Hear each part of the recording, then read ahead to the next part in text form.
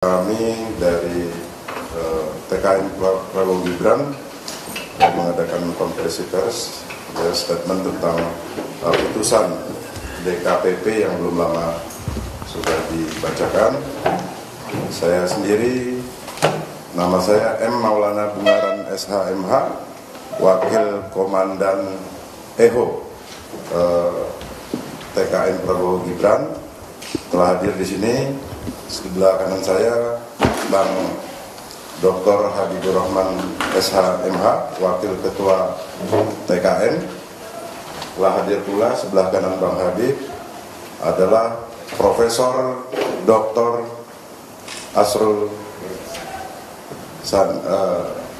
Andi Asrun, Profesor Dr. Andi Asrun,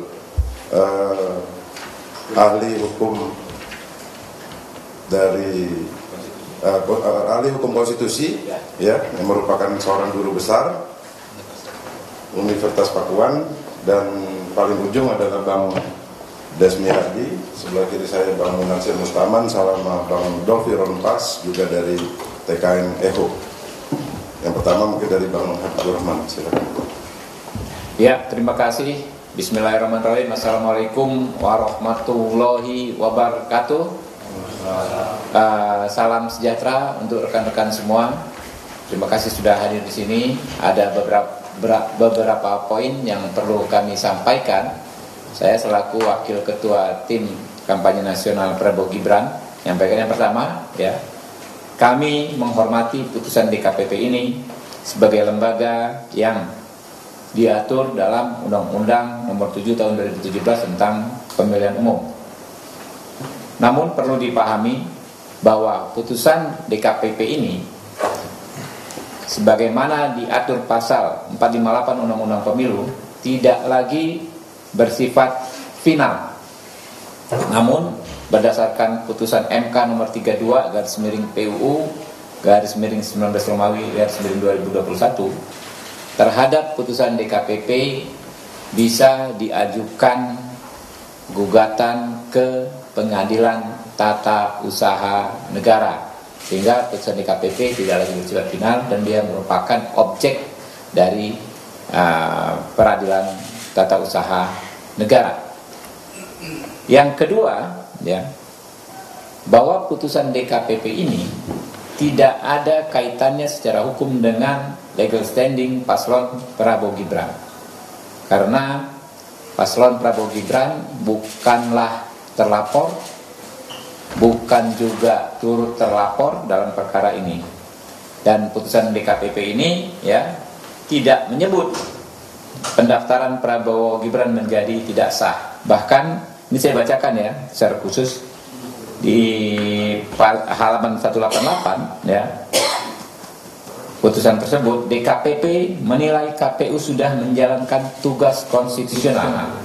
Pertimbangannya pertama, bahwa berdasarkan ketentuan tersebut di atas, KPU inkasu para teradu memiliki kewajiban untuk melaksanakan putusan Mahkamah Konstitusi tersebut sebagai perintah konstitusi, bahwa tindakan para teradu menindaklanjuti putusan Mahkamah Konstitusi nomor 90 dalam pencalonan peserta pemilu presiden dan wakil presiden tahun 2024 adalah tindakan yang sudah sesuai dengan konstitusi.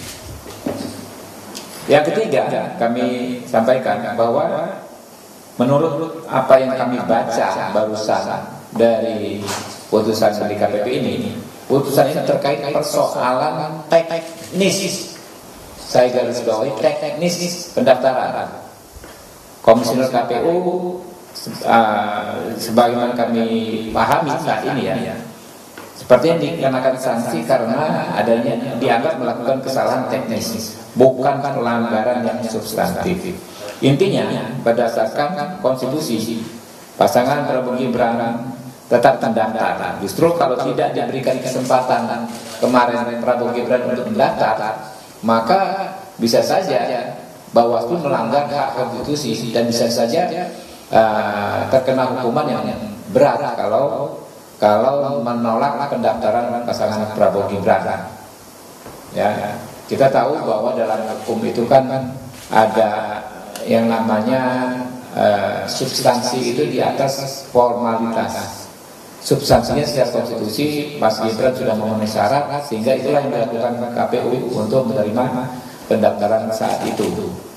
Dan saat itu kita paham DPR RI sedang reses, artinya tidak berkegiatan di gedung DPR, sehingga ya bisa dipahami bahwa saat itu ya KPU tidak berkoordinasi, tidak bisa.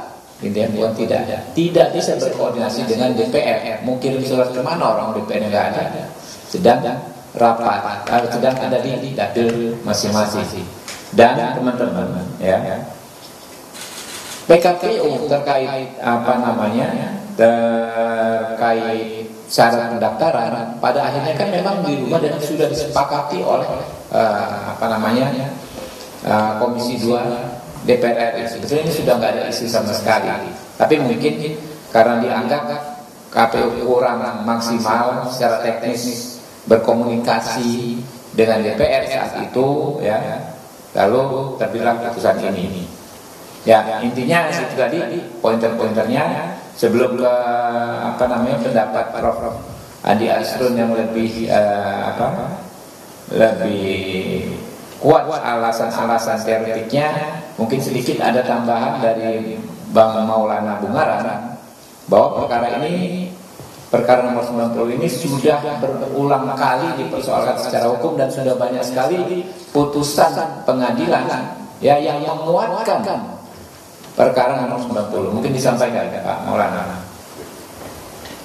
bahwa setidak-tidaknya minimal ada 8 perkara yang terkait yang juga sebenarnya itu menurut pandangan kami itu menguatkan putusan dari Mahkamah Konstitusi perkara 90, yaitu yang pertama ada pengujian peraturan KPU di Mahkamah Agung itu telah ditolak sama Mahkamah Agung. Lalu ada 2 minimal putusan dari Mahkamah Konstitusi setelah perkara 90 tersebut, yaitu perkara 141, 141 dan perkara 145. Lalu ada juga perkara-perkara di pengadilan negeri, diantaranya perkara 730 PN Jakarta Pusat yang sudah dinyatakan gugur. Ada juga di Pengadilan Tata Usaha Negara perkara 578, perkara 601, perkara 637 dan perkara 639 di PT UNM Jakarta, yang seluruhnya di PT UNM itu disemisal oleh PT UNM. Ya. Mungkin Pak Dr. Prof. Andi Asrun. Terima kasih. Saya meneliti putusan MK ini sudah banyak kali, dan jenis putusan yang disebutkan tadi ini ya, putusan MK nomor 90 sudah riset. Jadi menurut saya putusan DKPP itu keliru besar itu. Ya, keliru besar. Kenapa? Karena KPU ya, melaksanakan putusan Mahkamah Konstitusi ya, yang bersifat self-executing. Jadi dia tidak perlu lagi aturan pelaksananya. Ya. Banyak putusan-putusan MK yang bersifat demikian berkaitan dengan pemilu. Yang pertama adalah putusan 102 PU 7 Romawi 2009, dan kemudian putusan MK nomor 85 tahun 2012 dan putusan nomor 20 tahun 2019. Ini berkaitan dengan penggunaan hak. Ya, hak pemilih dan hak pilih. Jadi bersifat self-executing, ya. Artinya dia tidak perlu lagi putusan yang lain. Kenapa? Karena bisa langsung dilaksanakan. Jadi saya berpendapat KPU ini telah melaksanakan tugas konstitusional, ya. Melaksanakan putusan MK, dan itu tidak ada mengikat. Kalaupun seandainya dipersalahkan, KPU masih punya sandaran lain, yaitu melakukan revisi terhadap putusan KPU, peraturan KPU yang sebelumnya.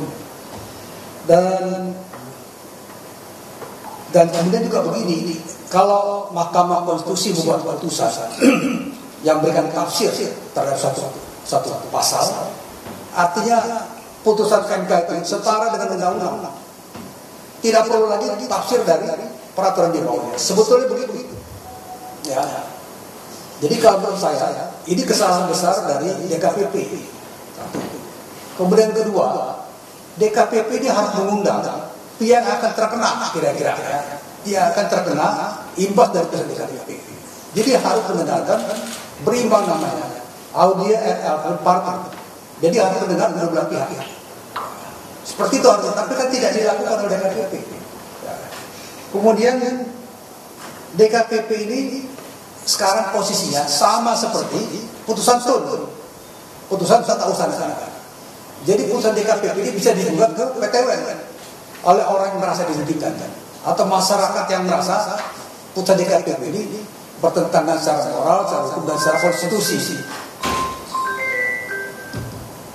Ya, itu yang menurut saya yang bermasalah. Jadi saya lihat DKPP ini melakukan perbuatan melawan hukum namanya. Ya. KPU menjalankan putusan MK sesuai dengan tugasnya, tapi kemudian dipersalahkan. Dan saya kira sudah pantas juga kalau KPU melakukan keberatan atau mengajukan gugatan terhadap putusan DKPP ini ke Pengadilan Tata Usaha Negara Jakarta sesuai dengan jurisdiksinya. Dan kemudian juga saya lihat yang persoalan lain yang sangat serius di DKPP ini adalah bahwa DKPP ini harus tidak berpihak terhadap pelapor.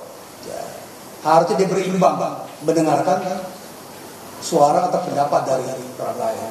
Jadi sekali lagi putusan MK nomor 90 pertama dia sudah final dan kemudian dikuatkan lagi oleh putusan MK lainnya, setidaknya nomor 1 pasal dan tidak ada koreksi. Dan sifat dari putusan MK ini adalah self eksekutif, bisa langsung dilaksanakan tanpa menunggu peraturan lebih lanjut sebagaimana putusan. Kira-kira itu Pak, singkatnya.